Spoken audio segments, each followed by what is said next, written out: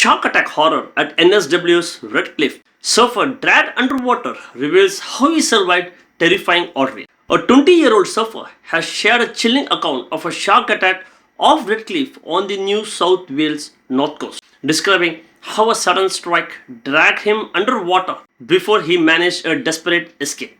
Now let's dig deeper into the story and uncover what really happened on our AI podcast. Imagine you are just sitting peacefully on your surfboard.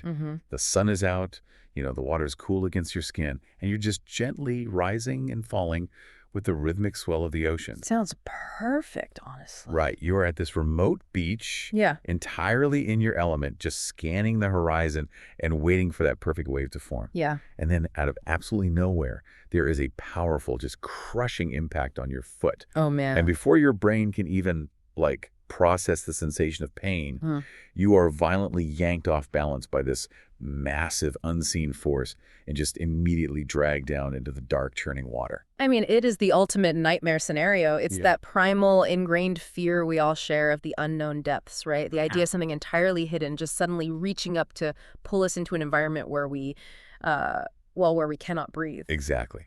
Welcome to today's Deep Dive. Today, we're looking at a truly gripping account titled The Surfer's Escape: Survival and Respect at Red Cliff. This is the true, documented story of a 20-year-old surfer named Alejo Santillaque, who lived through the exact scenario we just described. And live to tell the tale. Yes. But our mission today isn't to simply recount a thrilling, terrifying survival story. We're going to completely deconstruct the physical and biological mechanics of a shark strike. Right, getting into the science of it. Exactly. We're going to analyze the fascinating neurology behind how a human brain manages to maintain a clear tactical head during extreme physical trauma. Which is just incredible. It really is. And ultimately, we will explore the deeply complex, often misunderstood relationship between human beings and apex predators. Because on the surface, an event like this reads purely like a Hollywood action sequence. Oh, totally. Like Jaws. Right. But when you look closely at the source material, Alejo's story perfectly illustrates the deeply unpredictable nature of wild ecosystems. It really showcases the incredible, highly adapted, and almost counterintuitive ways the human body and mind respond when pushed to the absolute brink of existence. I am incredibly excited to get into the details of this source because the sheer mechanics of human resilience at play here are staggering. Absolutely. So, to set the scene, Alejo was surfing near Red Cliff, which is it's a fairly remote break, about 660 kilometers north of Sydney, Australia. Right, so pretty isolated. Yeah, very. It is a standard, peaceful surf session. He is sitting on his board, and then comes that sudden, violent pull that drags him straight underwater.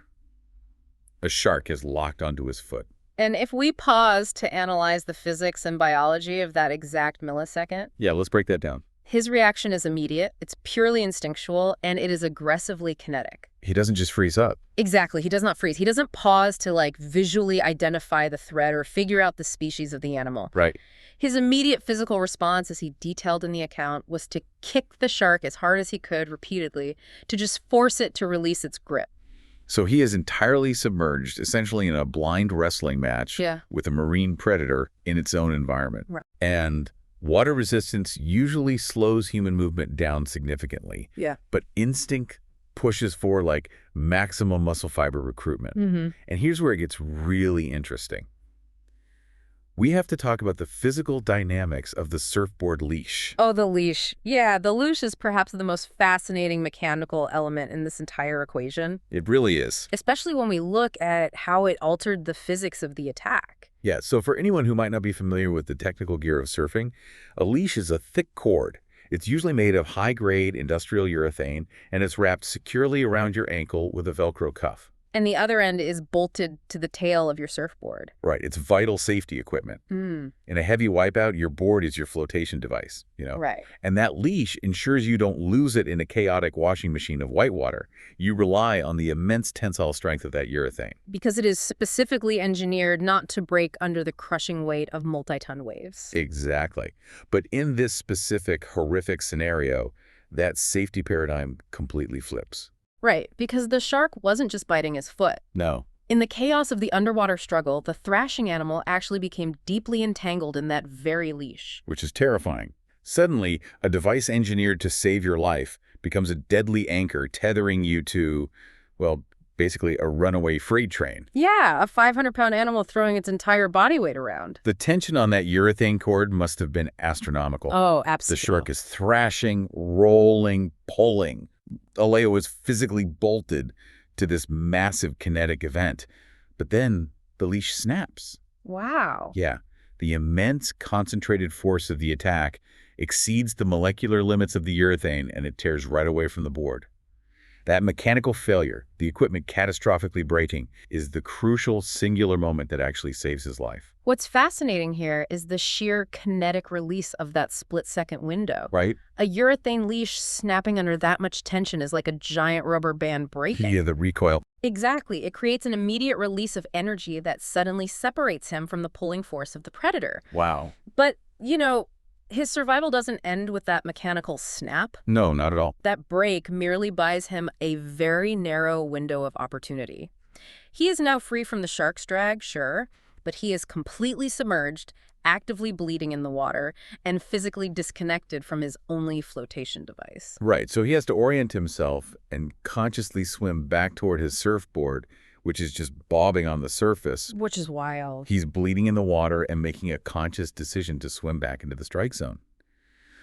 Okay, let's unpack this, because the mental transition from physical brawling to calculated survival is where my mind just gets stuck. Yeah, it's hard to wrap your head around. I always assumed a shark attack would just be blinding panic. Right, like we were saying, the Hollywood version. Thrashing, screaming, utter chaos. Mm. But in the source text, Alejo explicitly states that panic never took over. He says, and I quote, "From the moment I was bitten until I reached the beach, I focused on what I needed to do and avoided panicking." Which is incredible focus. It makes me wonder if spending so much time in the ocean navigating heavy waves and hold-downs actually preconditioned his brain to treat this as a complex physical puzzle to solve, rather than a horror movie scenario. Well, surf conditioning definitely plays a role in breath holding and staying calm underwater, sure. Yeah. But what we are really looking at here is the profound biological power of the acute stress response Okay. and how the brain's neurology actively categorizes and manages threats. How so? So in a normal baseline state, if you severely twist your ankle or get a deep cut, your brain has the luxury of fully processing those pain signals. Right, you feel it immediately. You feel the agony, you might panic, you experience the emotional distress of the injury. You actually have the neurological bandwidth to process those feelings. But in a catastrophic life or death scenario, the brain's threat assessment center, the amygdala, recognizes that processing emotional terror will consume cognitive resources that are desperately needed for immediate motor function. Wow. So it signals the hypothalamus to flood the system with adrenaline and essentially initiates a brutal triage system. Okay, so rather than a firewall, it's acting like an emergency room doctor. Exactly. The brain looks at the emotional panic and the severe pain signals coming from his crushed foot, labels them as non-essential for the next 30 seconds, and routes all available energy straight to the muscles and the visual cortex so he can swim. That is a perfect way to conceptualize it. It's crazy. The body physically constricts blood vessels in non-essential systems and chemically mutes pain receptors. Wow. Alejo's singular mission was getting out of the water. He noted that he didn't even know if the shark was circling back. The environmental uncertainty was massive. Exactly. But by utilizing this biological triage, his brain prioritized the sequential steps of survival. Swim up, grab the fiberglass board, align your body, paddle for the shore. Processing the horror of the situation is put entirely on hold. Completely on hold. It's an incredibly efficient cold calculation by the human nervous system. Yeah. Because if he gives into the panic, his heart rate skyrockets even further. He pumps out more blood from the wound, his movements become frantic and inefficient, and he loses all tactical advantage. He'd drown or bleed out faster. Maintaining that eerie calmness in that exact moment was just as vital as oxygen. Which is why reaching the beach merely marks the end of the first phase of this event. Right. Phase 2 begins. The aquatic danger is over, but the mechanical reality of acute blood loss sets in as that initial surge of adrenaline begins to metabolize and wear off. And the pain starts creeping in. Yeah. This shifts the dynamic of the deep dive in a really compelling way, moving from an isolated individual fighting for his life to the critical importance of collective community response. because the physical damage to his foot was severe. Oh, incredibly severe. The bite tore violently through skin and dense muscle tissue. It completely severed one tendon and significantly damaged several others. When you consider the anatomical structure of the human foot and the sheer bite force of a coastal shark, the destruction of local tissue is just catastrophic. Right. But here is the crucial, life-saving detail. The teeth miraculously missed the major vascular pathways. Wow. Yeah, the tibial and dorsalis pittus arteries were completely spared. And that margin of mere millimeters is the stark explanation in a matter of minutes. Alejo himself is acutely aware of this reality. He stated that he was very lucky and that considering the fatal potential of shark encounters, he knows he got off lightly. Very lightly, all things considered. But relying on anatomical luck only gets a survivor to the sand. Right. He's on the beach with a heavily bleeding, mangled extremity. This is where his friends on the shore immediately step in. Which is so crucial. Before emergency medical services are even called, they jump into action and apply a makeshift tourniquet to his leg to control the hemorrhaging. And we truly cannot overstate the mechanical importance of that specific intervention. No, absolutely not. Applying a successful tourniquet is not just a matter of tying a rag tightly around a limb. No, you actually have to create enough circumferential pressure to completely compress the blood vessels against the bone to stop the flow. It takes a lot of force. Yeah. And I want you, the listener, to imagine being one of those friends on the beach. You are having a relaxed day in the sun, maybe waxing your board, and suddenly your friend washes into the shallows, bleeding profusely from a massive bite wound. It's horrifying. The psychological pull to fall into the bystander effect, to freeze in shock or wait for someone else to take charge would be immense. So definitely. But surf culture operates heavily on an unspoken, rigorous pact of looking out for one another. They have to. Right. Surfers frequent remote, isolated breaks far from modern hospitals. They inherently understand that they are the first responders. This raises an important question about how society typically consumes survival narratives. Oh, how so? Well, we almost exclusively fixate on the cinematic climax of the attack. Yeah, the splash, the teeth. The splashing water, the brawling underwater, the kinetic snap of the urethane leash. But we routinely overlook the immediate, critical post-trauma response that actually secures the survival. That's a great point. This story did not end when he escaped the water. It ended on the dry sand with the swift, knowledgeable actions of bystanders who possessed the situational awareness to implement life-saving hemorrhage control. Wow. That localized community preparedness saved his life just as surely as his own physical kicking did. It really is the ultimate display of collective action, even when the person fighting for their life underwater has no idea that a team is waiting to catch them on the horser. Yeah. So the paramedics eventually arrive, he is stabilized and transported to a hospital, and the surgical teams go to work painstakingly repairing the severed tendons. He survives the physical ordeal. But the aftermath of this trauma, the emotional and psychological framing of the event, is where Alejo's story takes a deeply unexpected and profound turn. Because psychological recovery from acute trauma is frequently far more complex and takes significantly longer than repairing torn tissue. Right. The brain eventually has to process the emotional backlog it suppressed during that initial adrenaline triage we talked about. And here is the most striking takeaway from the entire source material. Yeah. After everything he endured, Alejo holds absolutely no anger toward the animal that nearly took his life. Wow. None whatsoever. He publicly calls the attack a very unfortunate accident. That is wild. He goes completely out of his way to explicitly state that sharks are not villains or monsters. He fully recognizes them as wild animals simply existing within and essential to their marine ecosystem. I mean, for a 20-year-old to synthesize that level of ecological perspective mere days after being dragged underwater is remarkable. It really is. Yeah.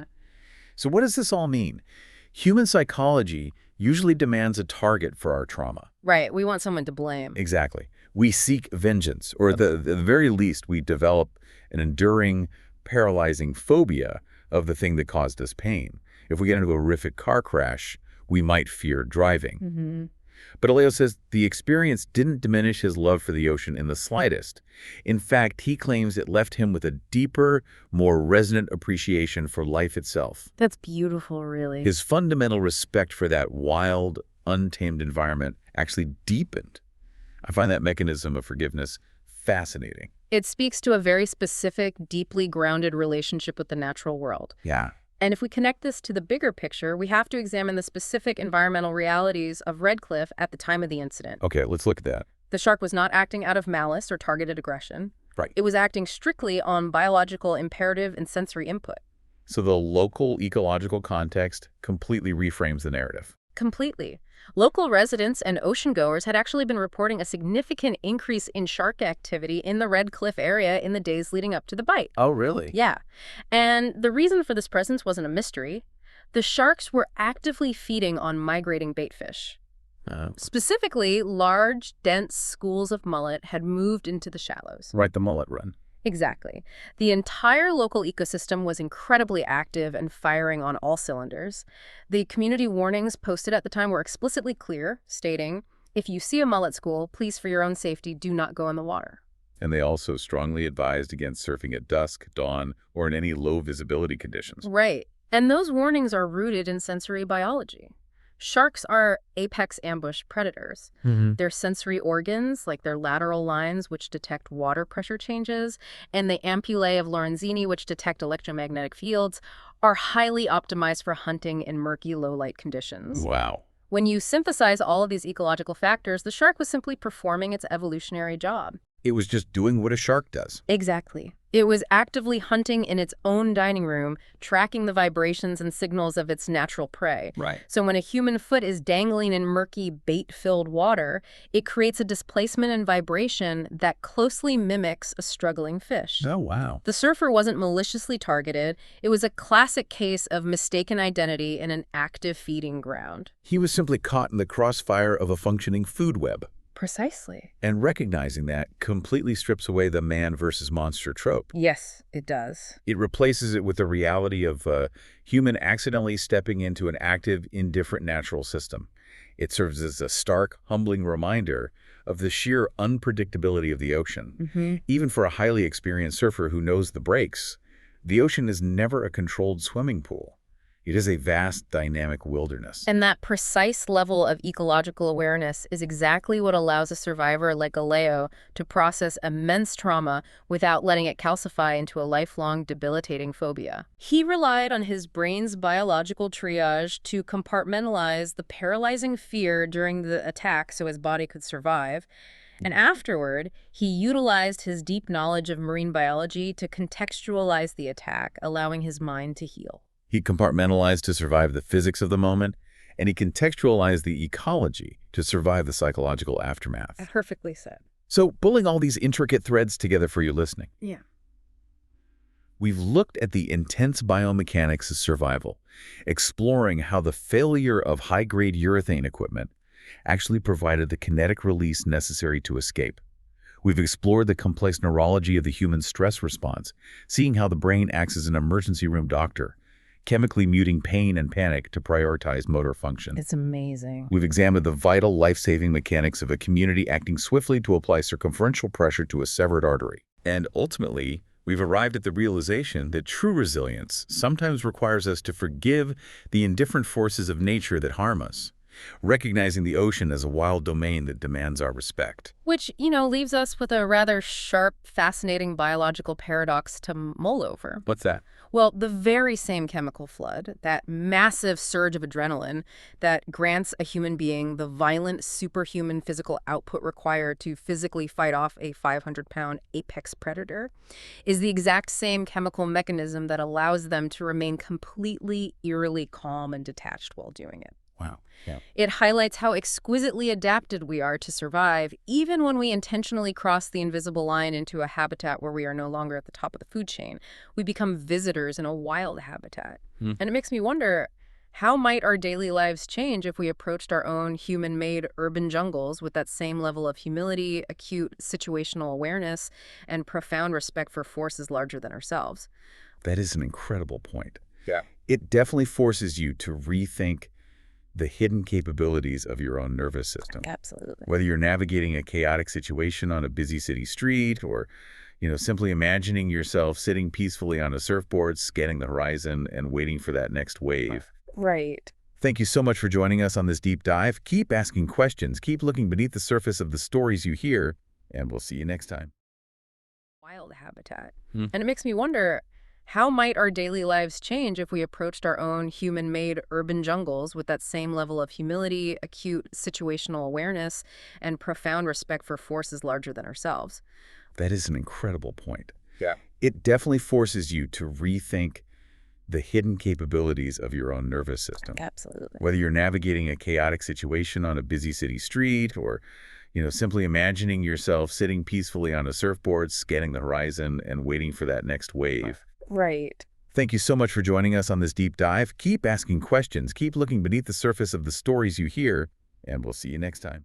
Okay, one question for you. Considering the surfer was dragged underwater and still managed to stay relatively calm and focus on escape, what role do you think mental control and adrenaline management play in surviving sudden wildlife attacks in the ocean environment? Don't forget to comment it. Thanks.